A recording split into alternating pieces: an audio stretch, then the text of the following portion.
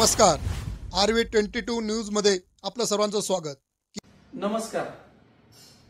काल शुक्रवार दिनांक 29 नोव्हेंबर रोजी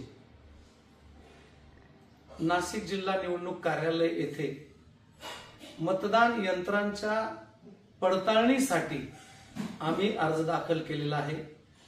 त्यामध्ये मॉक ड्रिल व व्हीव्हीपॅट मोजणी मागणी केलेली आहे. शासकीय शुल्काप्रमाणे जीएसटी सह 47,200 रुपये आम्ही जिल्हा निवडणूक आयोगाकडे, जिल्हा निवडणूक अधिकाऱ्यांकडे सुपूर्द केलेले आहेत चलनासह. आमचा अर्ज हा तात्काळ मंजूर होऊन निवडणूक आयोगाच्या संकेतस्थळावर त्या ठिकाणी दाखली करण्यात आला.